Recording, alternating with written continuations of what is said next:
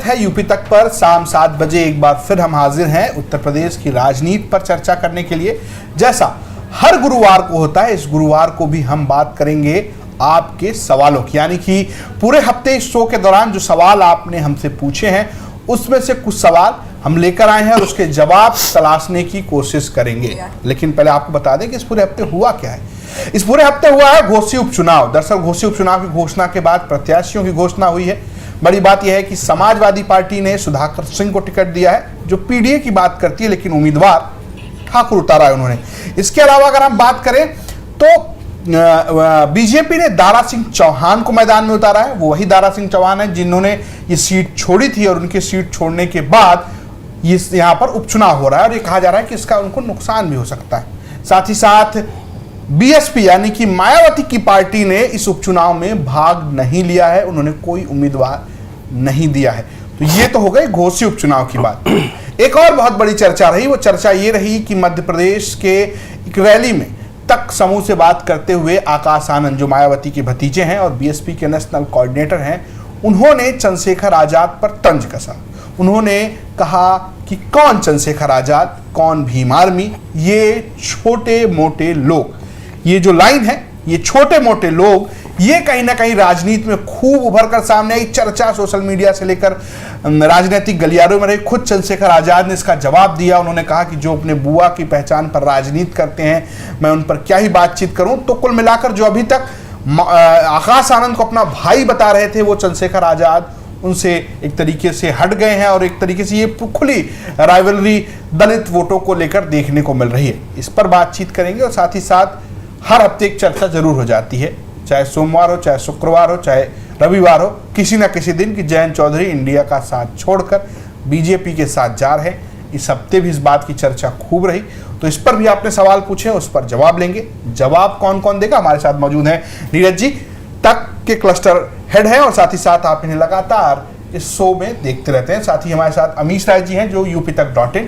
जहां पर आप खबरें पढ़ते हैं, फिर आप विस्तृत तौर पर वो खबरें समझते हैं और खासकर सिर्फ यूपी से संबंधित, यानी कि ऐसा नहीं कि यूपी तक की वेबसाइट है तो आप अमेरिका और इंग्लैंड में कोई परमाणु बम वाला हमला हो रहा है, कौन किसे मिसाइल दाग दिया है, ये सब नहीं मिलता है। अगर अखिलेश यादव राजभर पर मिसाइल दागेंगे और राजभर अखिलेश यादव पर मिसाइल दागेंगे तो क्यों दाग रहे हैं, कैसे दाग रहे हैं, इसकी चर्चा जरूर मिलती है।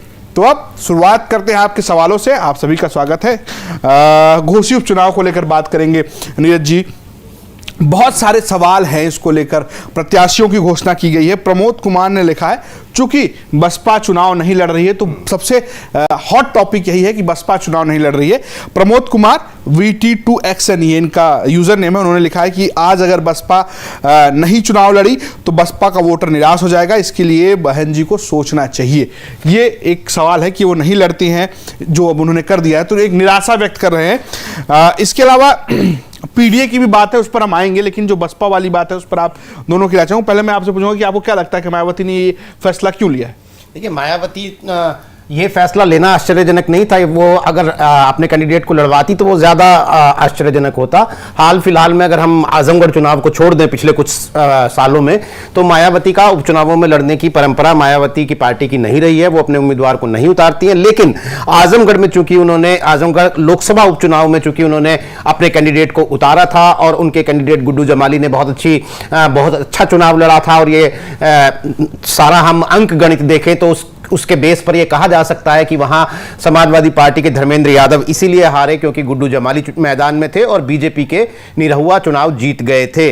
तो इसके बाद से लगातार हर उपचुनाव में यह कयास लगते हैं कि मायावती वहां अपना कैंडिडेट देंगी या नहीं देंगी। रामपुर में उन्होंने नहीं दिया था, खतौली में उन्होंने नहीं दिया था।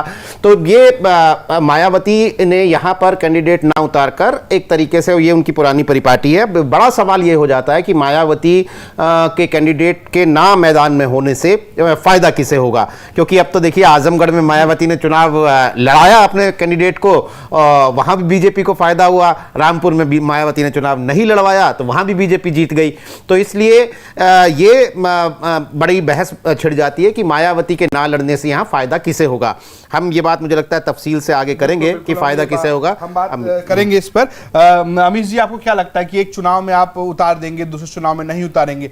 बड़े आरोप लगते हैं, लोग ये कहते हैं कि जहां बीजेपी को जीतने की बात होती है वहां मायावती अपना प्रत्याशी उतार देती हैं, और जहां लगता है कि उनकी उतारने से गड़बड़ होगी वो नहीं उतारती। तो क्या घोसी में भी आप इसको ऐसा देख रहे हैं, या ये सिर्फ ऐसे ही आप कह सकते हैं चौराहे की बात है, लोग इसी तरीके से ये बात, मतलब ये एक हल की बात है अगर आप बीएसपी को लेकर कहेंगे तो?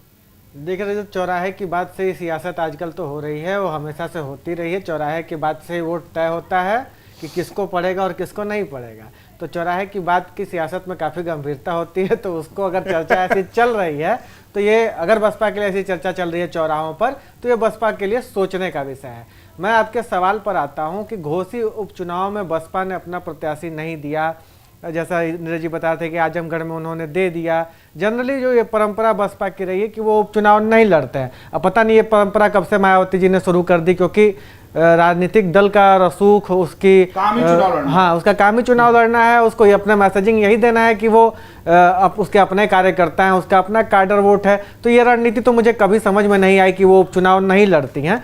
लेकिन ये उपचुनाव बेहद खास है और इसके परिणाम बेहद खास रहेंगे, और ये चाहे जिसके पक्ष में जाएं, ये 2024 के चुनाव की दशा और दिशा तय करने वाला उपचुनाव रहेगा, कम से कम उत्तर प्रदेश के संदर्भ में। मायावती इस चुनाव को नहीं लड़ रहे हैं तो ये थोड़ा सा चौंकाऊ फैसला है, क्योंकि आमतौर पर यह उम्मीद की जा रही थी, जैसे मायावती की बदली हुई जो सियासत नज़र आ रही है हाल के दिनों में या हाल के वर्षों में कह लें, 2019 के महागठबंधन के प्रयोग के फेल हो जाने के बाद से अगर कह लें, तो ऐसे कयास लगाए जा रहे थे कि मायावती घोसी लड़ेंगी। ऐसा इसलिए भी क्योंकि मायावती घोसी मजबूती से लड़ती रही हैं। जीत और हार एक अलग विषय है, क्योंकि जीत तो एक ही पार्टी की होगी, लेकिन मायावती का कैंडिडेट घोसी में हमेशा अच्छा करता नजर आया है। ऐसा नहीं हुआ है कि जमानत जब्त होने की नौबत आ जा रही हो। मायावती के पास स्थानीय अच्छी लीडरशिप मौजूद है, और घोसी लोकसभा सांसद तो अभी मायावती के ही है ना। लेकिन अमित जी, मैं इसमें आपको टोक रहा हूँ, ये कहा गया कि मायावती को लग गया था कि चुनाव वो हार रही हैं, इसलिए उन्होंने प्रत्याशी नहीं उतारे। कल हम लोग कल एक चर्चा में ये चर्चा सामने आई, एक वरिष्ठ पत्रकार ने कहा कि उनको ये लग रहा था कि वो चुनाव हार रही हैं, इसलिए उन्होंने एक तरीके से। तो आपको क्या लगता है कि मायावती को इस बात का एहसास था? इसमें एक सप्लीमेंट क्वेश्चन भी है मेरा कि मायावती को अगर ये लग रहा था कि वो चुनाव हार रही हैं, और जिस तरह से वो राजस्थान और मध्य प्रदेश के विधानसभा चुनावों की तैयारी कर रही हैं, तो शायद उन्हें ये लगा कि अगर हम ये चुनाव हार जाएंगे तो वहां तो वैसे भी हम वहां तो मेन पार्टी नहीं है, तो वहां तो ये प्रचार होगा कि अपने सूबे उत्तर प्रदेश में ये हार जाते हैं तो यहाँ पे क्या जीतेंगे। शायद ये एक वजह हो सकती है। ये एक महत्वपूर्ण वजह, मतलब इस बात से मैं एग्री करता हूँ रजत, जो नीरज जी कह रहे हैं कि परसेप्शन, राजनीति में परसेप्शन का बड़ा खेल होता है। अब एक तरफ वो अपने भतीजे को लॉन्च कर रही हैं, राजस्थान से मध्य प्रदेश में दावेदारी कर रही हैं, छत्तीसगढ़ में दावेदारी कर रही हैं। वैसे में अगर घोसी उपचुनाव के नतीजे जाहिर तौर पर पहले आ जाएंगे, सितंबर महीने में नतीजे आ जाएंगे, तो अगर वो पहले से इनको पता चल चुका है मायावती को कि वो हार रही हैं और नतीजे उनके पक्ष में नहीं आ रहे हैं, तो ये हो सकता है कि उन्होंने इस दूरदृष्टि से इसका फैसला लिया हो। लेकिन मेरा इसमें एक पॉइंट है कि असली मायावती का गढ़ क्या है। मायावती का गढ़ असली राजस्थान, मध्य प्रदेश और छत्तीसगढ़ नहीं है। मुझे ऐसा लगता है, निजी तौर पर मैं मानता हूँ कि मायावती इन तीनों चुनाव को इसलिए लड़ रही हैं क्योंकि इन चुनाव में वो अच्छा प्रदर्शन करके इंडिया गठबंधन में अपनी दावेदारी को ज़्यादा मजबूती से स्थापित कर सके, और अभी जो उनकी हैसियत नज़र आ रही है उत्तर प्रदेश में एक विधायक की पार्टी वाली, उस हैसियत से वो बार्गेनिंग में न जाएं 2024 के चुनाव में। इसलिए वो चाह रही हैं कि कुछ ऐसा संख्या बल उनको राजस्थान में मिल जाए कि उनके बगैर सरकार न बने, कुछ ऐसा संख्या बल मध्य प्रदेश में मिल जाए कि उनके बगैर सरकार न बने। लेकिन मुझे, मतलब मेरी एक इस पर आपत्ति ये है अमीश जी, नीरज जी, कि आपको ये नहीं लगता कि आपको बार्गेन तो यूपी में करना है ना, तो आप वहां पर अगर एक सीट जीत भी गए तो कोई बहुत भारी फर्क नहीं पड़ेगा। अगर आप जिस तरीके से आजमगढ़ में वो चुनाव नहीं जीती, लेकिन उन्होंने अगर समाजवादी पार्टी को हराया और गुड्डू जमाली अगर 2 लाख से ज्यादा वोट ले गए, तो वो एक चर्चा हुई ना कि मुसलमान जो है वो बसपा के साथ है। तो ऐसे में अगर यही साबित करना है कि मैं कितनी मजबूत हूं, तो घोसी चुनाव लड़ना चाहिए था। अगर वो उसमें किसी को भी हारने या जीतने के में खुद ना जीती है, किसी को हराती, ये समाजवादी पार्टी या बीजेपी को, तो कहीं ना कहीं उनकी बार्गेनिंग पावर बढ़ जाती कि भाई ये अगर लड़ेंगी तो किसी का खेल बिगाड़ सकती है। क्या कहेंगे आप इसमें? जी मतलब मैं आपकी बात से पूरी तरीके से इत्तेफाक रखता हूँ। यही मैं भी कह रहा था कि घोसी मतलब उत्तर प्रदेश मायावती की ताकत है। आज भले मायावती कमजोर है उत्तर प्रदेश में, लेकिन सांगठनिक तौर पर जो उनकी ताकत उत्तर प्रदेश में, वो राजस्थान में नहीं है, वो मध्य प्रदेश में नहीं है, वो छत्तीसगढ़ में नहीं है। मायावती का वोट पूरे देश में हो सकता है, क्योंकि वो एक ऐसे मूवमेंट से निकली हुई पार्टी है बसपा, जो दलित आंदोलन से निकली हुई पार्टी है, और दलित आंदोलन देश के अलग अलग सूबों में अलग अलग तरीके से आकार लिया और अभी भी चल रहा है। तो उन दलित आंदोलनों में मायावती का कोई ना कोई स्टेक बनता है, क्योंकि कांसीराम की छवि, मायावती की छवि, ये पैन इंडिया की छवि है। तो वोट तो उनको हर जगह मिलेगा, लेकिन जहां उनकी मुख्य ताकत है उत्तर प्रदेश, जहां उनको दिखाना था, अगर यही लॉजिक अपनाना था तो निकाय चुनाव लड़ने की क्या जरूरत थी। निकाय चुनाव में उस दिन नीरज जी और हमारे साथ एक हमारे वहां से घोसी से गेस्ट जुड़े, जिन्होंने ये बताया कि निकाय चुनाव में मायावती का जो कैंडिडेट था नगर पालिका अध्यक्ष के लिए, उसने रिकॉर्ड वोट हासिल किया। मायावती ने वहां चुनाव लड़ा ना, उसी लॉजिक से मायावती को घोसी उपचुनाव भी लड़ना चाहिए था, क्योंकि इसकी मैसेजिंग देखिए, मायावती लाख कोशिश कर ले राजस्थान में, ये मैसेज तो जाएगा ही ना कि उत्तर प्रदेश में एक विधायक की पार्टी आ रही है राजस्थान में कांग्रेस का खेल खराब करने के लिए। ये मैसेजिंग तो कांग्रेस देगी कि राजस्थान में कांग्रेस का खेल खराब करने के लिए आ रही हैं। भाजपा को मैसेजिंग करने की जरूरत नहीं है, उसकी तो नजर ही मायावती के वोट बैंक पर टिकी हुई, दलित वोट बैंक पर। तो मायावती अगर मैसेजिंग से डर जाएंगी तो फिर तो, या कोई भी राजनीतिक दल अगर मैसेजिंग से डर जाएगा तो फिर तो सियासत ही नहीं हो पाएगी ना। उनको ये खतरा उठाना चाहिए था। अगर उनको पहले से पता है कि राजनीतिक, जैसे अखिलेश यादव के कैंडिडेट जो वहां से आपने कहा कि पीडीए के कैंडिडेट, पीडीए का नारा है लेकिन कैंडिडेट सुधाकर सिंह है। देखिए ये मजबूती दिखाता है, ये फैसलों की मजबूती है कि नारा हमारा पीडीए का है, लेकिन उस नारे के बरक्स अगर हम राजपूत कैंडिडेट दे रहे हैं तो भी इसको हम साबित करेंगे कि ये नारे से डेविएशन नहीं है।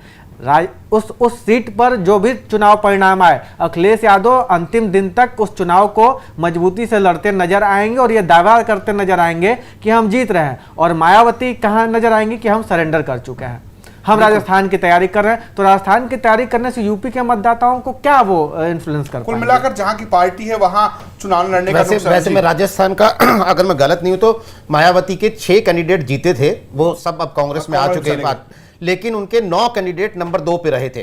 तकरीबन 15 सीटें ऐसी हैं, और राजस्थान जैसे स्टेट में जहां पर अभी आज की तारीख में राजनीतिक विश्लेषक ये कह रहे हैं कि कांग्रेस और बीजेपी दोनों अपने अपने अंतर विरोधों से जूझ रही हैं और वहां पर बड़ी क्लोज फाइट है। तो मुझे लगता है कि मायावती को शायद अपने लिए वहां काफी संभावनाएं नजर आ रही हैं किंग मेकर बनने की। ये हो सकता है उन्होंने किंग मेकर पिछले दिनों जो बात भी ये कही थी कि अब सरकार में शामिल होंगे, हम सरकार में शामिल होंगे अगर किंग मेकर बनेंगे। बिल्कुल। अच्छा, इसका जो दूसरा मेन पहलू है जिसपे वो चुनाव नहीं लड़ रही है, उस पर हम आते हैं। अशोक यादव हैं, वो ये कह रहे हैं, अशोक यादव CJ9KZ ये पूरा यूजर नेम है उनका। अशोक यादव जी कह रहे हैं कि बीएसपी नहीं लड़ी तब भी ज्यादा वोट जो है वो दलित वोट जो है वो सपा को मिलेगा, समझदार लोग समझते हैं, ऐसा इनका एक कहना है। क्या लगता है आपको नीरज जी, ये जो दलित वोट है, मैं इस पर बहुत सारी बात अर्थमेटिक तौर पर कही जाती है कि दलित जो है वो सपा को वोट नहीं करता है, बीजेपी उसकी चॉइस हो सकती है उस बरक्स, और दूसरी बात इसमें कि जब एक ठाकुर कैंडिडेट खड़ा है, ये भी इसमें सवाल है। तो क्या दलित वोट जो है वो सपा के साथ जाएगा या नहीं जाएगा, इस पर आपकी क्या राय है? अब देखिए रजत, तकरीबन 70,000 मतलब मुस्लिम के बाद मेरे ख्याल से सबसे ज्यादा दलित मतदाता ही हैं, अनुसूचित जाति के मतदाता ही हैं घोसी में, और मायावती का कैंडिडेट ना होने की वजह से काफी इंपॉर्टेंट हो जाता है उनका रुख क्या रहेगा। पिछले चुनावों की बात करें तो सीधी बात है, मायावती का वोट परसेंटेज 8% 9% कम हुआ, तो उसका सीधा विश्लेषण यही है कि उसमें से ज्यादातर हिस्सा उसका बीजेपी को गया।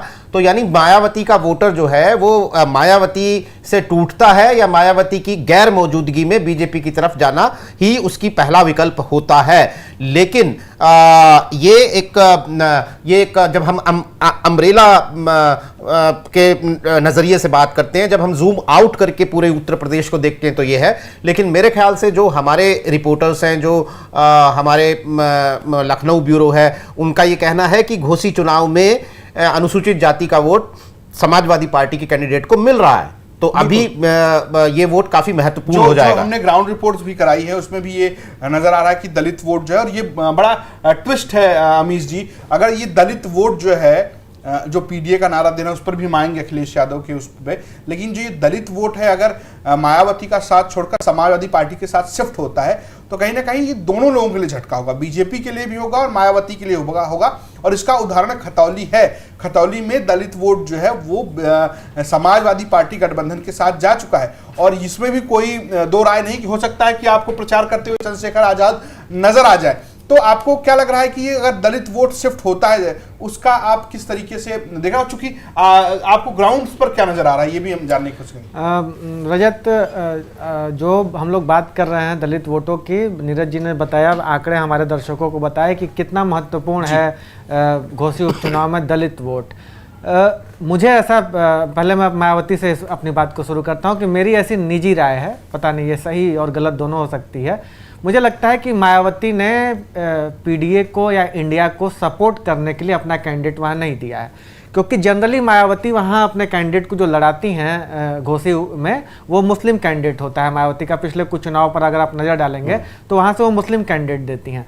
मुस्लिम कैंडिडेट आज भी मायावती के पास मौजूद हैं और मजबूत मुस्लिम कैंडिडेट मौजूद हैं, ऐसे मुस्लिम कैंडिडेट जो अपने व्यक्तिगत संबंधों पर वोट ले आ सकते थे।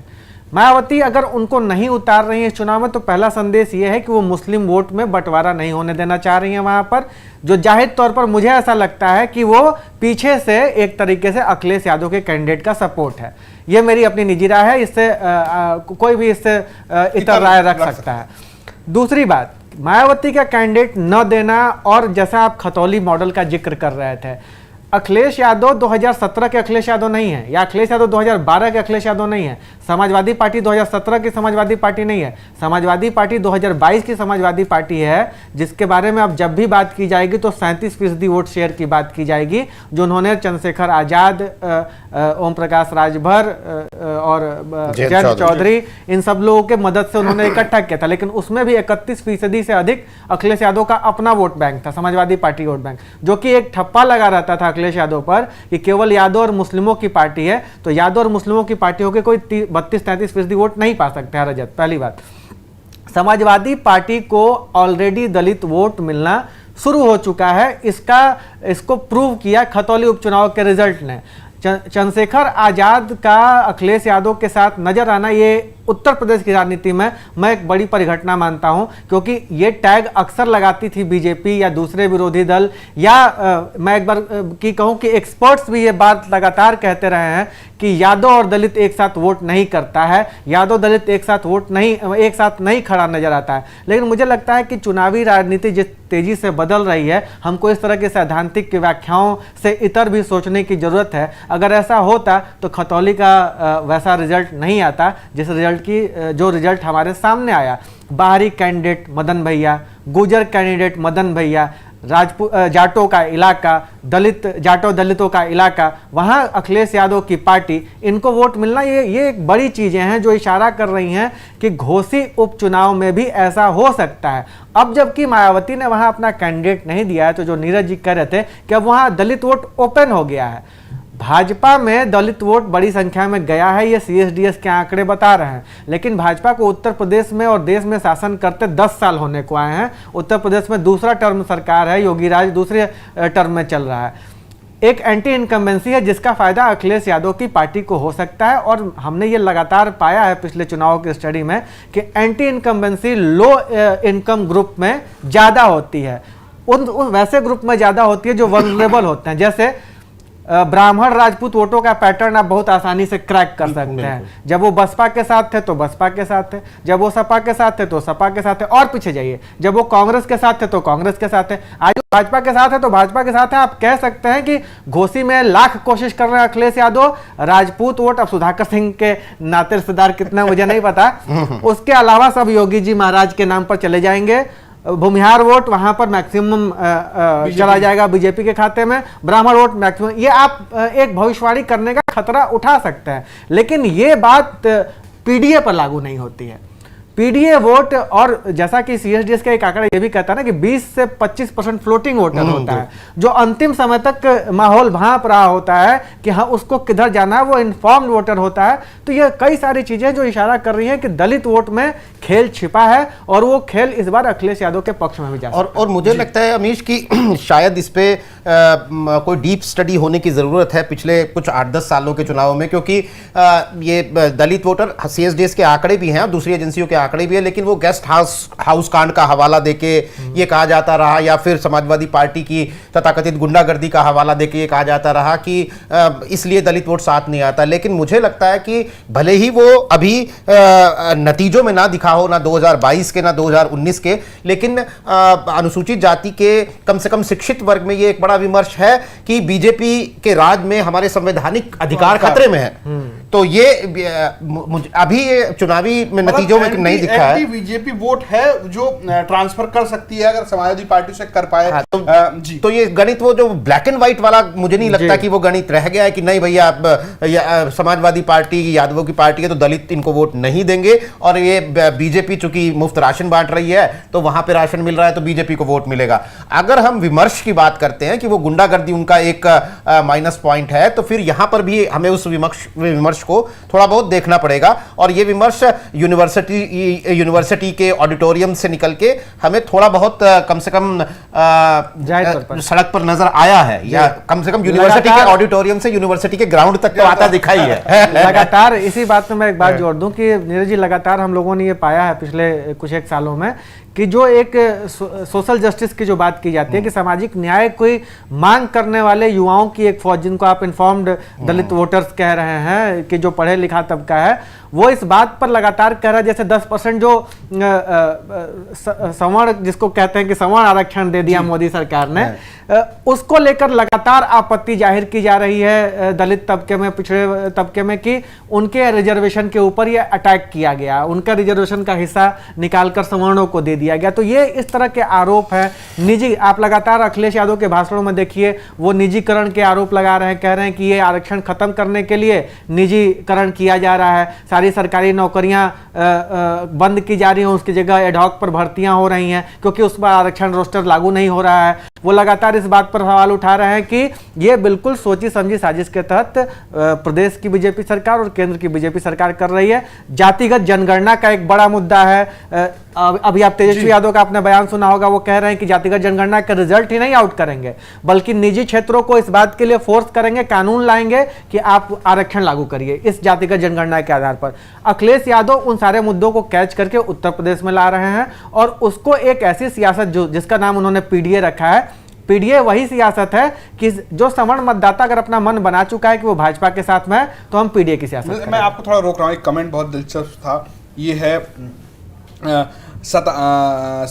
सतन कुमार ये कह रहे हैं कि चुनाव से पहले अखिलेश यादव ने पीडीए का ट्रेलर दिखा दिया, टिकट ठाकुर को देकर, अब पीडीए सपा को सबक सिखाने वाला है। तो ये तो मैं यही समझना चाह रहा हूं कि आप पीडीए की बात कर रहे हैं, आप बात कर रहे हैं कि अगर जाति जनगणना आएगी तो आप जो है निजी क्षेत्र में भी इस बात का दबाव डालेंगे, यानी कि जिसकी जितनी संख्या बारी उसकी उतनी हिस्सेदारी। लेकिन आप उस सीट पर जहां पर दलित बाहुल्य है, जहां पर आप मुस्लिम को दे सकते थे, यानी कि दलित और मुस्लिम दोनों इसमें आ रहे हैं, वहां आपने एक ठाकुर को वोट दिया है, टिकट दिया है, यानी कि एक सवर्ण को टिकट दिया है जो आपका वोटर भी नहीं है। तो इसको आप कैसे देख रहे हैं, ये किस तरीके की मैसेजिंग है नीरज? नहीं देखिए, मुझे हमने जो जितनी भी वहाँ के स्थानीय पत्रकारों से या वहाँ के राजनीतिक विश्लेषकों से बात की है पूर्वांचल के, पहली बात तो ये है कि सुधाकर सिंह जो हैं उन्हें ठाकुर समुदाय का कैंडिडेट होने के चश्मे से हमें नहीं देखना होगा। वो संस्थापक सदस्यों में से हैं सपा के, और वो वहाँ के बड़े सीनियर नेता हैं। पिछले चुनावों में उनका प्रदर्शन, वो 2019 में जो उपचुनाव हुआ था वो 1773 वोट से हारे थे और निर्दलीय के तौर पर चुनाव लड़े थे। वो समाजवादी पार्टी के कैंडिडेट थे, उनका सिंबल का पर्चा खारिज हो गया, उन्हें साइकिल सिंबल नहीं मिला। निर्दलीय के तौर पर चुनाव आयोग की वेबसाइट पे वो निर्दलीय के तौर पर दर्ज हैं आज की तारीख में। सिर्फ 1773 वोट से हारे थे। वहां पर ये सीधे तौर पर कहा जाता है कि अगर इन्हें साइकिल का सिंबल मिला होता तो ये बीजेपी के कैंडिडेट को हरा देते। तो एक तो हमें इस चश्मे से नहीं देखना। मुझे लगता है कि उनकी वहां की जो स्थानीय छवि है वो अखिलेश यादव की जो रणनीति है, यानी कि पीडीए का वोट, और इसके साथ वहां पर 15,000 के करीब ठाकुर समुदाय का वोट भी है, तो वो अपने इस नाते से वो वोट भी तोड़ कर ले आए। तो मुझे जिसे आपने बात की अभी थोड़ी देर पहले, इस चर्चा से पहले नीरज जी से बात हो रही थी, अमर गौतम है जो रेगुलर दर्शक है, उन्होंने लिखा कि आप याद कीजिए अगर रामपुर की तरह 30-35% वोट पड़े तब तो 15,000 घट के 6,000 आ रहा है। बिल्कुल। मैं इसमें रजत एक बात जोड़ना चाहूँगा कि जो हमारे दर्शक का सवाल है, सतान या जो भी उनका नाम है, देखिए जब मंडल बनाम कमंडल की सियासत चल रही थी तो जो सबसे बड़ा पिछड़े वर्ग का हितैषी के रूप में जो नेता का नाम सामने आया वो कौन था? वीपी सिंह थे, ठाकुर थे, राजा थे। तो भारत की सियासत कभी ऐसी रही नहीं है कि उसमें सवर्ण कैंडिडेट जो है वो सामाजिक न्याय के प्रश्नों पर न खड़ा नजर आया हो। इवन जो पूरी लीडरशिप रही है कांग्रेस की, जिसमें अंबेडकर ने अपने सामाजिक न्याय के सिद्धांतों को स्थापित किया, संविधान आया, पंडित नेहरू पंडित थे, ब्राह्मण थे, उनकी सरकार में संविधान को अंगीकृत किया गया, जो संविधान लागू हुआ इस देश में और मजबूत हुआ। तो सामाजिक न्याय कहीं इस रास्ते में आड़े नहीं आ रहा है कि सुधाकर सिंह को अगर अखिलेश यादव टिकट दे रहे हैं। जो बात नीरज जी कह रहे हैं कि सुधाकर सिंह की स्थानीय छवि बड़ी मजबूत है, वो कभी इलाका छोड़ के वो नेता वहां से नहीं हटा है, वो नेता लगातार सियासत कर रहा है, पार्टी नहीं छोड़ी। इतनी विपरीत परिस्थितियों में जब सारे राजपूत योगी जी की तरफ बहे जा रहे हैं तो सुधाकर सिंह ने अखिलेश यादव का दामन पकड़ कर रखा है मजबूती से। तो ये सब चीजें मैटर करती हैं। मतलब यहाँ तक कि राजा भैया जैसे लोग जिनको मुलायम सिंह ने बचाया वो भी साथ छोड़कर चले गए उस वक्त में सुधाकर सिंह बने हुए। हालांकि आपने वीपी सिंह की बात कही और सामाजिक न्याय की बात कही, नीरजा चौधरी अगर मैं गलत नहीं हूं जो वरिष्ठ पत्रकारों ने किताब लिखी है देश के प्रधानमंत्री के ऊपर, मैं एक इंटरव्यू देख रहा था तो उन्होंने कहा कि हमने बहुत सारे लोगों से सवाल पूछा जाके कि आप जानते हैं, तो लोगों ने इंदिरा गांधी को पहचान लिया, लेकिन दो प्रधानमंत्री जिनको सबसे कम लोगों ने पहचाना वो वीपी सिंह और नरसिम्हा राव, जिनके ऊपर एक कहा जाता है जिन्होंने आर्थिक व्यवस्था बदल दी और जिन्होंने एक सामाजिक व्यवस्था बदल दी। उन दोनों नेताओं को आज के दौर में याद करने वाले लोग बहुत कम हैं, खासकर पिछड़े समुदाय यानी कि कथित तौर पर जिसे ओबीसी कहते हैं वो, और दलित समुदाय के लोग, वो भी इस तरीके से वीपी सिंह को नहीं मानते। तो ये बड़ी बात है कि कितना वोट इस पर ट्रांसफर करा पाएंगे सुधाकर सिंह दलितों की, ये देखने वाली बात होगी। बहुत सारे कमेंट और हैं वो भी लेता हूं। विनय यादव लिख रहे हैं कि घोसी की जनता इस बार ओम प्रकाश राजभर और दारा सिंह दोनों लोगों की बत्ती गुल करेगी।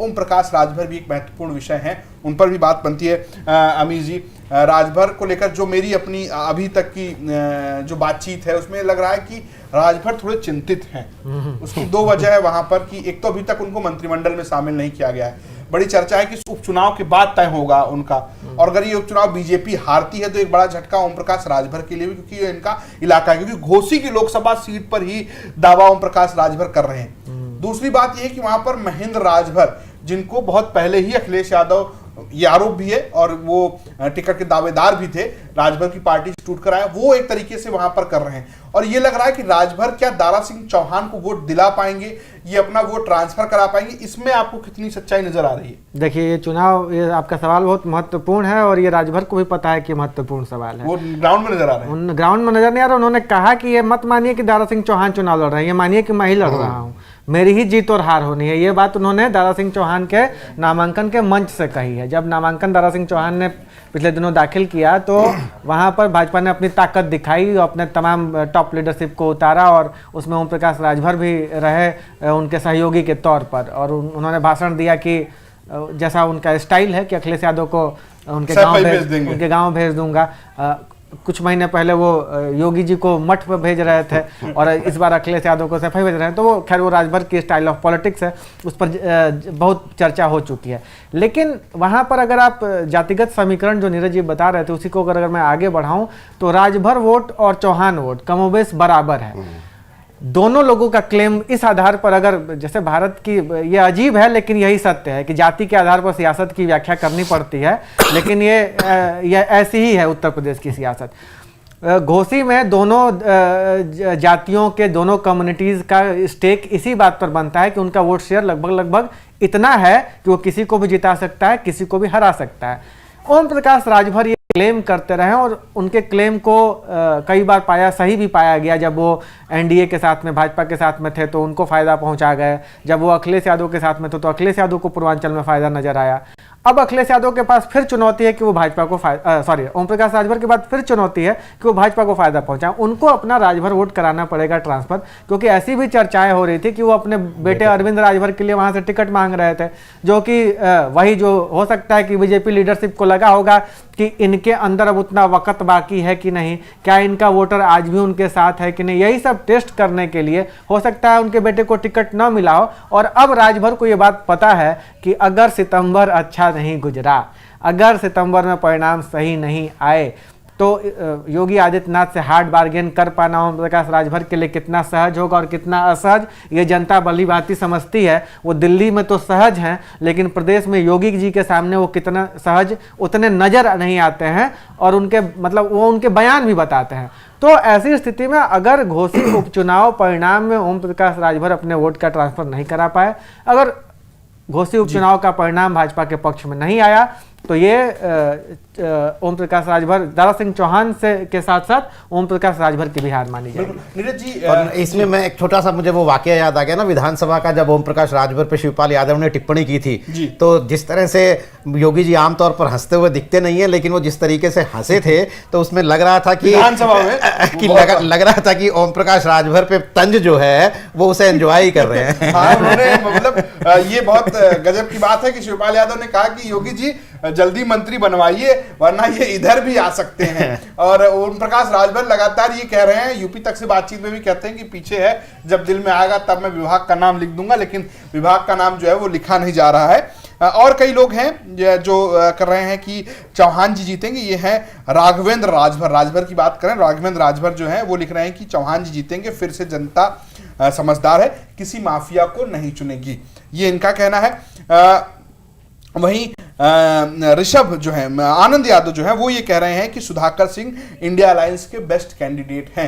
ये तो बात हो गई दो पक्षों की जो ये बातचीत कर रहे हैं बहुत सारे लोगों की। और एक बहुत महत्वपूर्ण पक्ष घोषित उपचुनाव में बसता है जातीय समीकरणों के अनुसार से, जो ऋषभ यादव कह रहे हैं, ऋषभ यादव सोनू 6254 ये इनका पूरा यूजर नेम है, कि अंसारी परिवार को किनारे कर दिया गया, जबकि अंसारी परिवार सपा के साथ रहेगा। सबको पता है बसपा कहां लड़ाई में है, मुझे तो नहीं दिख रही, लेकिन बसपा को आज दिखाना है भाजपा के फायदे के लिए।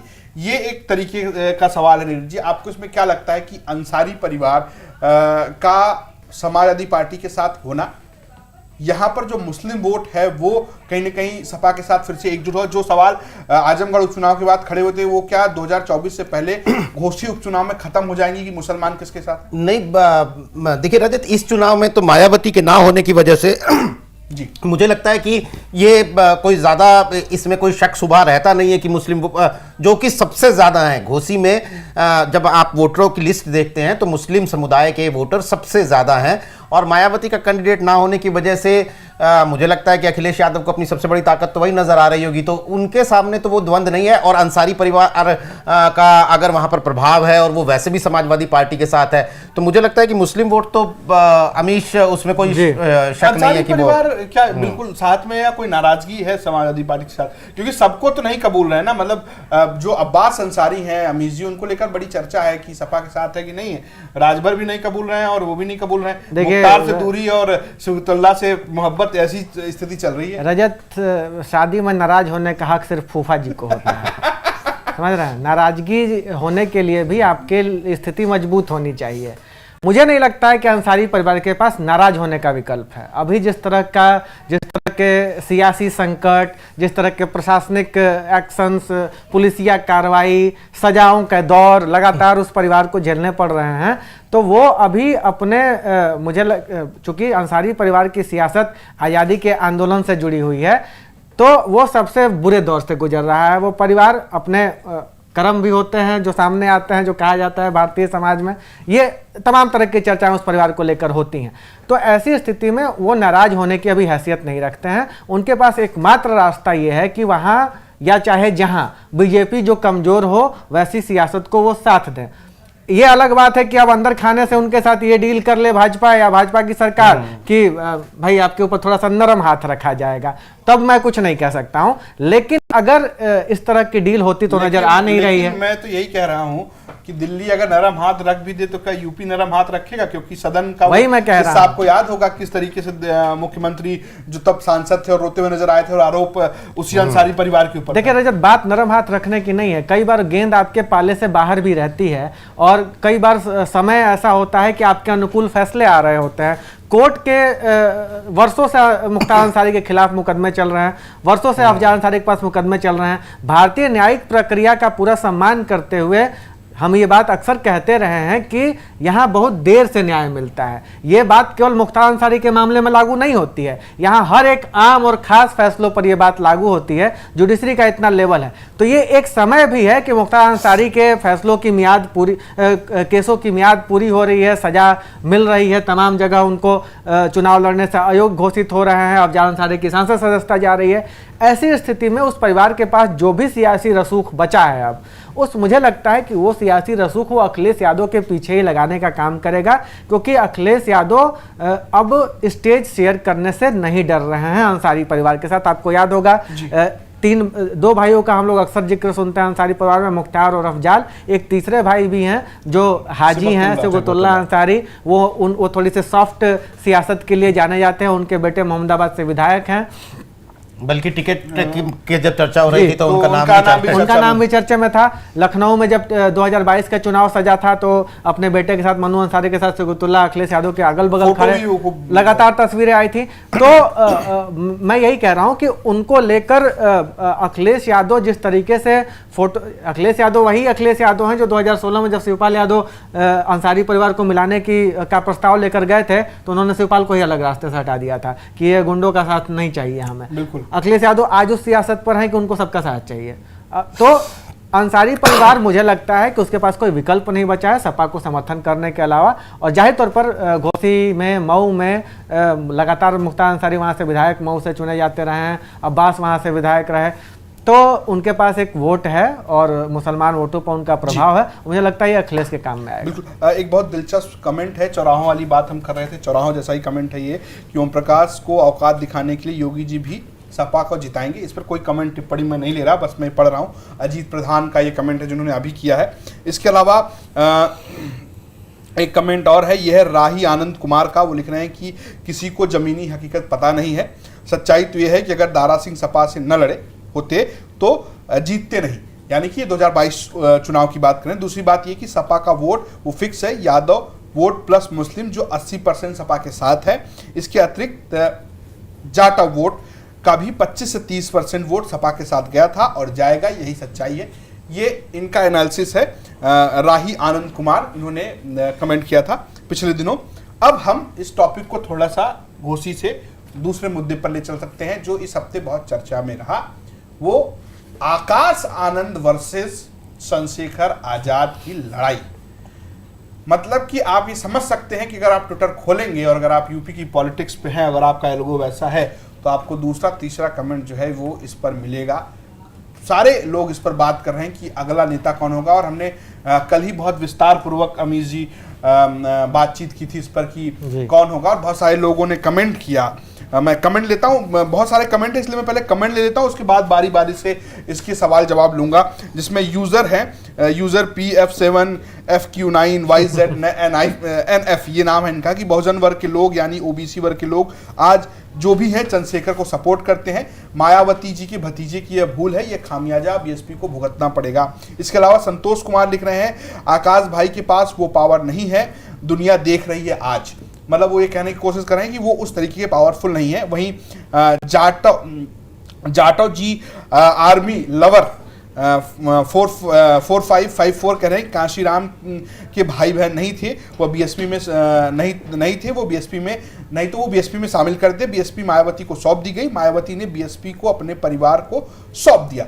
ये इनका परिवारवाद को लेकर वो आरोप है। जिस तरीके से कहा जा रहा है कि क्या मायावती आकाश आनंद को जगह, ये सारे सवालों के जवाब हम अभी लेंगे, लेकिन चूंकि कमेंट बहुत है इसलिए हम लगातार पढ़ दे रहे हैं।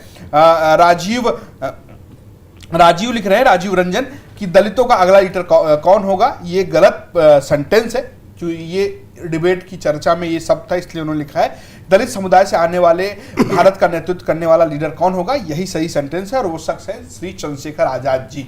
यानी कि मान रहे हैं कि आने वाले भविष्य में चंद्रशेखर आजाद जो है वो दलित समुदाय के सबसे बड़े नेता होंगे। वहीं शशिवेंद्र कुमार 4944 लिख रहे हैं बीएसपी पार्टी से दलित समाज बहुत ज्यादा नाराज है क्योंकि आकाश आनंद ने दलित समाज का अपमान किया है।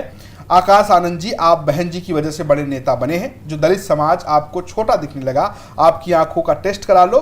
जय भीम, जय संविधान, ये इन्होंने लिखा है। इसके अलावा राजकुमार दास लिख रहे हैं कि भाई चंद्रशेखर आजाद जी भीम आर्मी संगठन का बड़ा चेहरा है, लेकिन आजाद समाज पार्टी के लिए बहुत छोटा चेहरा है, 1% वोट भी नहीं मिलता है उनको। ये राजकुमार बौद्ध है, इन्होंने अपने आगे नाम भी लिखा है, राजकुमार बौद्ध, औरंगाबाद बिहार से ये इनका सवाल है। यानी कि यूपी की चर्चा जो है वो पूरे देश में हो रही है। पवन कुमार K6 GS लिख रहे हैं, कभी अखिलेश यादव से 2 सीट मांगने पहुंच जाते थे, कभी संविधान विरोधी के लोगों के साथ हाथ मिलाने वाले मिशन की बात करेंगे तो नहीं चलेगा। ये कमेंट जो है उनका चंद्रशेखर आजाद के लिए है। इसके अलावा भगवान दास 5719 ने लिखा है, दलित समाज को स्वाभिमानी लीडर चाहिए, ऐसा लीडर नहीं जो 2 सीटों के लिए स्वाभिमान गिरवी पर रख दे। नीरज जी, मैं अमीर जी के पास जाऊं, लेकिन चूंकि हमने कल थोड़ी बातचीत की थी तो पहला मैं आपसे लूंगा, और ये बहुत बेसिक सवाल कल हमने पूछा था कि कौन बड़ा दलित चेहरा नजर आता है, आकाश आनंद या चंद्रशेखर आजाद? देखिए रजत, बिल्कुल मैं पूरे सम्मान के साथ, मैं एक अगर हम इस सवाल के जवाब के लिए मान लीजिए कि सड़क पर जाकर एक एक्सपेरिमेंट करते हैं, आप किसी साधारण यूपी की पॉलिटिक्स में इंटरेस्ट रखने वाले किसी शख्स से अगर ये पूछें कि आकाश आनंद कौन है, उनका जवाब होगा मायावती के भतीजे। हम पूछे चंद्रशेखर कौन है, उनका आज़ाद होगा भीम आर्मी वाले, या फिर जवाब होगा आज़ाद समाज पार्टी वाले। तो यहाँ पे कम से कम जो आपकी पॉलिटिकल पूंजी है, जो सियासी पूंजी है, उसका तो जवाब यहाँ से हमें मिल जाता है कि आकाश आनंद की सियासी पूंजी चंद्रशेखर आज़ाद के मुकाबले अभी कहीं पे नहीं ठहरती। लेकिन बात यहाँ तक रहेगी तो अधूरी रहेगी, मायावती की विरासत का वोट उन्हें मिलेगा, ये उनका पॉजिटिव पॉइंट है। हम ये नहीं भूलना चाहिए कि खास तौर पर तमाम पार्टियों में हम देखते हैं कि विरासत जो है वो अपने परिवार को बैटन पकड़ाकर नेता जाते हैं और वो वोट जो है वो उसी शिद्दत के साथ ट्रांसफर हो जाता है उनके परिवार में। आकाश आनंद के साथ हालांकि वो बात नहीं है जो मुलायम सिंह यादव से विरासत लेते समय अखिलेश यादव के पास थी, लेकिन फिर भी एक जब वो हाथी चुनाव चिन्ह तो कम से कम उनके पास है ना, तो वो उनकी एक ताकत है। अगर हम बात करें, एक बार फिर से बात करें कि भाई चंद्रशेखर आज़ाद और आकाश आनंद में से अगर न्यूट्रली हम देखें कि कौन बड़ा होगा, तो कहीं पे भी मुझे आकाश आनंद ठहरते नहीं लगते हैं। मुझे लगता है आकाश आनंद 2017 में तो लंदन से भारत ही आए हैं, और लंदन से भारत आने के बाद वो जो उनका पूरा आउटफिट है, जो नफासत और एक एलिगेंस उनके पूरे आउटफिट में दिखती है, शायद वो उस वोटर के साथ मेल नहीं खाती है जिसकी सियासत मायावती करती थी। इसके बरक्स हम चंद्रशेखर आज़ाद को देखते हैं तो 15 महीने वो इंसान जेल में रह चुका है। कहा जाता है कि जेल में रहने के बाद ही कोई इंसान नेता बनता है।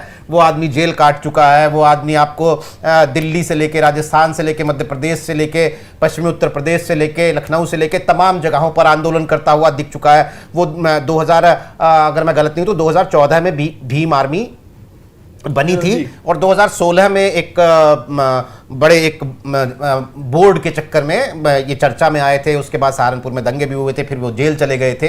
तो पिछले 8-9 साल में एक्टिव पॉलिटिक्स का अनुभव है चंद्रशेखर आज़ाद के पास। आकाश आनंद 2017 में इंडिया आ गए थे, लेकिन तब भी वो पर्दे के पीछे रहकर काम कर रहे थे, सड़क पर नहीं उतरे हैं।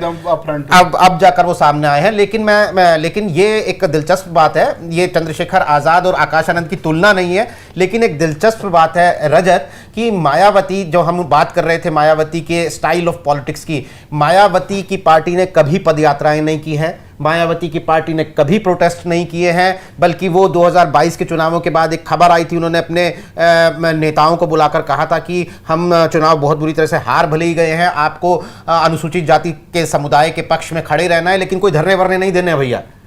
हाँ, आप उनके लिए थाना जाइए, आप उनके लिए लोगों से बात कीजिए, लेकिन ये सड़क पे धरने वरने नहीं देने। तो पद यात्रा जो अब 3000 किलोमीटर की पद यात्रा राजस्थान में आकाश आनंद कर रहे हैं, तो शायद मुझे लगता है कि ये मायावती को भी समझ में आ रहा है कि मेरी ये विरासत जो काशीराम से मुझे मिली थी और मुझे आकाश आनंद को देने में उतनी आसानी नहीं होगी जो काशीराम को मुझे देने में हुई थी। तो आकाश आनंद सड़कों पर उतरे हैं, बीएसपी का जो स्टाइल ऑफ पॉलिटिक्स है उससे अलग वो पॉलिटिक्स कर रहे हैं। लेकिन आज की तारीख में दोनों की तुलना करें तो मेरे ख्याल से चंद्रशेखर आजाद के मुकाबले आकाश आनंद की सियासी पूंजी कहीं भी नहीं है, आसपास भी नहीं है। अमीश जी, आप क्या कहेंगे इस पर? मैं एकदम 100% नीरज जी की बात से सहमत हूँ, एक एक लाइन से। आकाश आनंद और चंद्रशेखर आजाद की बेसिकली कोई तुलना ही नहीं है। एक तो देखिए क्या है कि वो जिस पॉलिटिकल क्लाउड के साथ आ रहे हैं आकाश आनंद, वो है नहीं चंद्रशेखर आजाद के पास, न उतने संसाधन है चंद्रशेखर आजाद के पास। मायावती 4 बार मुख्यमंत्री रह चुकी हैं उत्तर प्रदेश जैसे बड़े प्रदेश की, और उनकी प्रतिमाएं हैं, उन्होंने अलग तरह की सियासत की है, उनका एक बड़ा संगठन है, उनके साथ लोग हैं। ये सब आकाश आनंद को कितना ट्रांसफर होगा कितना नहीं, एक चर्चा का विषय हो सकता है, लेकिन ट्रांसफर होगा। उनके पास ये सियासी ताकत आ रही है। चंद्रशेखर आजाद इस सियासी ताकत को एक्वायर कर रहे हैं। तो जो नीरज जी कहते हैं कि 2016 से चंद्रशेखर आजाद की अगर आप यात्रा को देखेंगे रजत, तो बड़ी जमीनी यात्रा रही है, और वो सियासत एकदम ट्रू इंडियन पॉलिटिक्स का रिफ्लेक्शन है, जिसमें आप देखते हैं कि अदावत है, दगाबाजी है, सब कुछ है। और जिस जाति का प्रतिनिधित्व करते हैं चंद्रशेखर आजाद, और देखिए आक्रामक। एक बहुत दिलचस्प कमेंट है इसमें, किरण नाम का, वो अभी उन्होंने यूट्यूब पे कमेंट किया। उन्होंने कहा है कि लालू प्रसाद यादव के बेटे तेज प्रताप यादव, माफ कीजिए तेजस्वी यादव, उनको तेज प्रताप यादव, तेज प्रताप की बात, हाँ, आकाश आनंद तो पढ़े लिखे होते हुए तो भी, मतलब वो ये कहने की कोशिश कर रही हैं कि उस तरीके का पढ़ाई लिखाई नहीं है यादव परिवार में। अखिलेश यादव की बात नहीं कर रहा मैं, बिहार की बात कर रहा हूँ। और यहाँ आकाश आनंद पढ़ के आए हैं, लंदन से लौट कर आए हैं, तो भी क्या उनको ये ट्रांसफर नहीं होगा? देखिए आप रजत, भारतवर्ष की सियासत में ना पढ़ाई लिखाई से सियासत का बहुत कोई डायरेक्ट लेना देना नहीं है। मोदी जी के पुराने वीडियोस को आप देखेंगे तो अपनी पढ़ाई लिखाई के बारे में तमाम टिप्पणियां कर चुके हैं, लेकिन आज देश के सर्वमान्य नेता है ना, भारत के प्रधानमंत्री पद को दूसरी बार सुशोभित कर रहे हैं ना, वो डिग्री से नेतागिरी का कोई सीधा ताल्लुक नहीं है। नेतागिरी का सीधा ताल्लुक आज के समय में, जो मैं निजी तौर पर समझ पाता हूं, अपने दर्शक के सवाल का जवाब देने की कोशिश करता हूं, आक्रामकता से बहुत कुछ जुड़ाव है इस राजनीति का। जो भी एस्पिरेशनल पॉलिटिकल क्लास डेवलप हो रहा है, चाहे वो जिस जाति में डेवलप हो रहा हो, चाहे वो जिस क्लास में डेवलप हो रहा हो, सबको अपना एक आक्रामक नेतृत्व चाहिए। हनुमान भी आज आक्रामक छवि के रूप में सोशल मीडिया पर शेयर किए जा रहे हैं। राम की सौम्य छवि का जमाना चला जा चुका है, राम की छवि आक्रामक हो चुकी है। हमारे भगवानों की छवि जब आक्रामक हो गई है तो सियासत में भी आक्रामकता का एक बेसिक पुट जरूरी है, और ये आक्रामकता बड़ी नेचुरल चंद्रशेखर आजाद में है। चंद्रशेखर आजाद जब भीड़ को संबोधित करते हैं तो उनकी मुट्ठियां भिंची हुई होती हैं।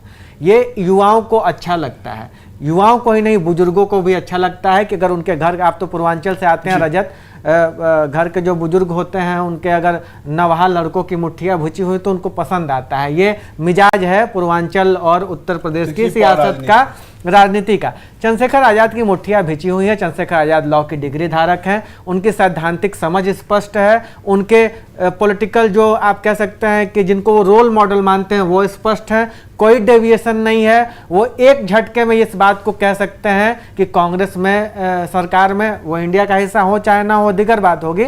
वो एक झटके में कांग्रेस सरकार की आलोचना कर सकते हैं, दूसरे झटके में अगर वो सामाजिक न्याय की बात होगी तो साथ में आने की कवायद कर सकते हैं। उनका पॉलिटिकल मैच्योरिटी जिस हिसाब से 2016 से 2023 के बीच में उन्होंने डेवलप की है वो बड़ी रिमार्केबल है। और दूसरी बात, जो संगठन की हम बात कर रहे थे, क्या भीम आर्मी भी 2016 वाली भीम आर्मी नहीं है।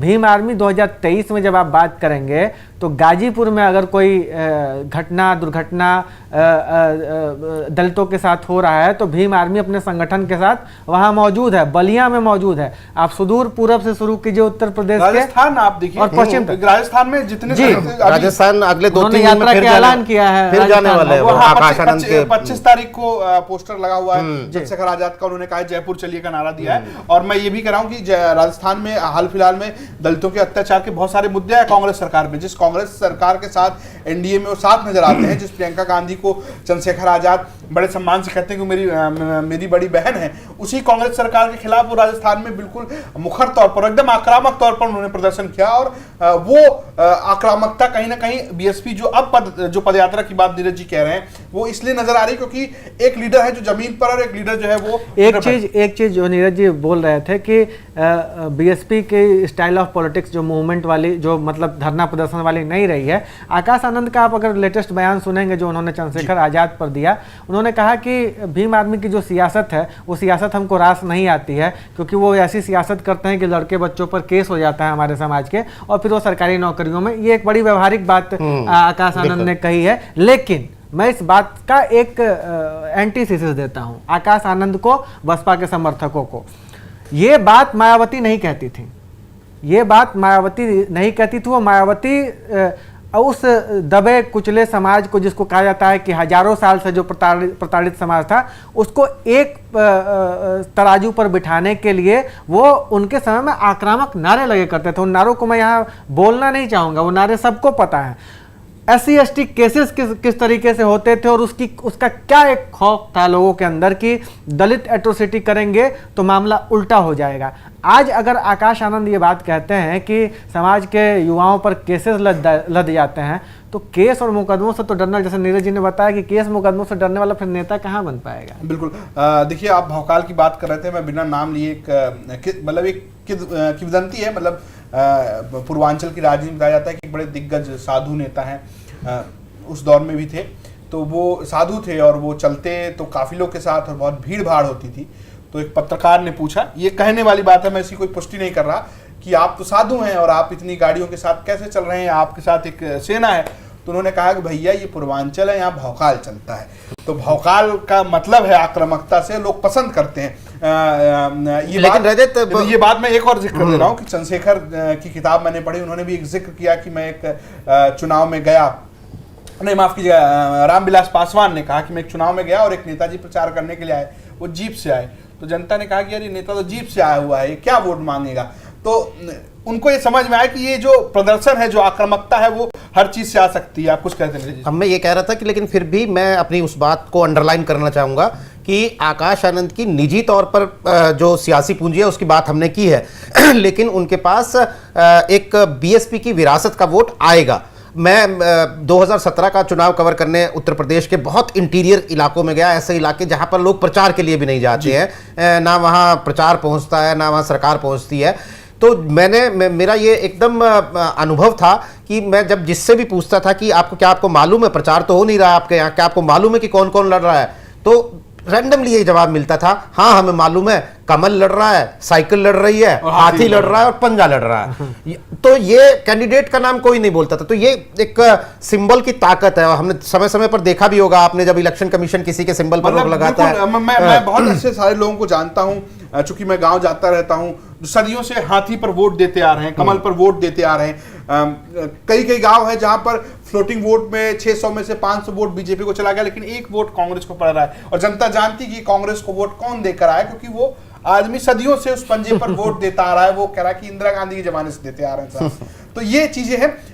मैं अगले पे आऊं, मैं एक छोटा छोटा जवाब आप दोनों से लूंगा। जो इस पूरे जो सवाल पूछे गए उसमें दो मुख्य सवाल थे नीरज जी। एक तो ये कि जो छोटा मोटा शब्द कहा गया है, क्या इसका नुकसान बीएसपी को होगा? नहीं, बिल्कुल मुझे लगता है कि जाहिर तौर पर होगा। हमारे पास लगातार कमेंट्स भी हमारे दर्शकों के थे जो ये बात कह रहे थे कि ये इस तरीके से एक बेइज्जती के अंदाज में उन्होंने जिस तरह से खारिज किया चंद्रशेखर आज़ाद को। देखिए, चंद्रशेखर आज़ाद कोई ऐसा नहीं है कि आकर उन्होंने कोई अपना अलग तंबू गाड़ा है। चंद्रशेखर आज़ाद की पार्टी का आप ट्विटर हैंडल देखिए, आज़ाद समाज पार्टी डैश काशीराम जी। वो वही अंबेडकर की विचारधारा, वो वही काशीराम की विचारधारा को लेके बढ़ रहे हैं। वो मायावती को एक सम्मानित नेता बताते हैं, कहते हैं कि मैं उनसे सीख रहा हूं। जब वो चंद्रशेखर की तरफ से ये सौम्यता है आपकी नेताओं पर, आपकी पार्टी पर, तो आकाश आनंद का ये बयान कि छोटे मोटे लोगों का तो हम ख्याल भी नहीं रखते हैं, मुझे लगता है कि पश्चिमी उत्तर प्रदेश में तो खास तौर पर, और जिस तरह से आमिश ने बताया कि बाकी उत्तर प्रदेश में भी जो मौजूदगी है आज़ाद समाज पार्टी की, तो एक बहुत बड़े अनुसूचित जाति के वर्ग को ये आहत करेगा और इसका नुकसान बीएसपी को होगा, खासतौर पर युवाओं में। अमित जी, मैं आपसे एक सवाल लेता हूं जो इसमें पूछा गया था। बहुत सारे लोगों ने कहा कि 2 सीटों के लिए समझौता करने वाला नेता मिशन की क्या बात करेगा, तो आपको क्या लगता है कि ये जब बात होगी, क्योंकि मायावती अगर गठबंधन में आई तो वो 10, 15, 16 कितनी भी सीटें ले सकती हैं आज की स्थिति में। चंद्रशेखर आजाद के पास 2 लोकसभा सीटों के ज्यादा दिख नहीं रहा। लोग तो कह रहे हैं कि नगीना से वो चुनाव लड़ेंगे, तो ऐसे में दलित वोट उनके साथ क्यों जाएगा, ये भी तो बड़ा सवाल है। सवाल 2 लोकसभा सीटों या 1 लोकसभा सीट या 15-20 लोकसभा सीट का नहीं है रजत। भाजपा तो 70 सीटों प्लस पर खड़ी है जी। उसका क्या कर लेंगे? मतलब आज के हिसाब से जो सर्वे बता रहे हैं कि लाख गठबंधन लोग करें, लेकिन भाजपा 70 के करीब जीतती नजर आ रही है अपने एनडीए की ताकत से। सवाल इस बात का है कि मैसेजिंग क्या है। जो कांसीराम, जो नीरज जी ने कहा कि आज़ाद समाज पार्टी कांसीराम, वो अम्बेडकर और कांसीराम की सियासत पर हैं, तो कांसीराम ने क्या कहा था कि पहला चुनाव बताने के लिए लड़ो, दूसरा चुनाव हराने के लिए लड़ो और तीसरा चुनाव जीतने के लिए लड़ो। तो चंद्रशेखर आजाद उस क्रम में आगे तो बढ़ रहे हैं ना। आज के डेट में यही उनके लिए सबसे बड़ी सियासी जीत हो जाएगी कि उनको आधिकारिक रूप से, अगर इंडिया जो गठबंधन विपक्ष का बना है वो अपना मान ले उत्तर प्रदेश में, अखिलेश यादव उनको 1, 2, 4, 5 जितनी सीट दे दें, ये चंद्रशेखर आजाद की सबसे बड़ी पॉलिटिकल जीत होगी, जो उनको स्थापित करेगी दलित राजनीति के एक बड़े नेता के बिल्कुल। तौर पर। दिल्ली जाने के लिए बेताब नजर आते हैं। वो कह रहे थे कि अगर दिल्ली जाएंगे तो आवाज जो है वो तेज उठी, यानी कि संसद में पहुंचने के बाद चीजें थोड़ी बदल जाती है। जैसे कि आरपीआई के पास कोई सांसद या विधायक नहीं, लेकिन उनके नेता को पूरा देश जानता है क्योंकि वो संसद में, हालांकि उसकी बहुत सारी वजह हैं, गो कोरोना गो बैक जैसे नारे भी हैं उसके पीछे। जयंत चौधरी को लेकर भी बहुत सारी बातचीत आप लोगों ने की। मैं कमेंट ले लेता हूं। अनिल कुमार खोखार लिख रहे हैं कि जयंत सिंह जी एनडीए गठबंधन के साथ हैं, अंत तक राहुल गांधी के साथ रहेंगे। जयंत जी के लिए सामाजिक समरसता का बड़ा मुद्दा है, उसे जयंत जी नहीं छोड़ेंगे। प्रमोद कुमार लिख रहे हैं बीएसपी, आरएलडी, ओवैसी, कांग्रेस, ये गठबंधन ही मजबूत लगता है, पर मायावती पर विश्वास कौन करे, वो कभी भी पलट जाएंगी। प्रदीप कुमार लिख रहे हैं कि आरएलडी इंडिया के साथ रहेगी, 14 सीटों पर लड़ेगी और जीतेगी। आखिर में सवाल लेते हैं नीरज जी आपसे सबसे पहले, क्योंकि चूंकि आप जयंत चौधरी की पॉलिटिक्स को समझते हैं। जयंत चौधरी भी बहुत कुछ क्लियर नहीं कर रहे हैं इस पूरे मुद्दे पे।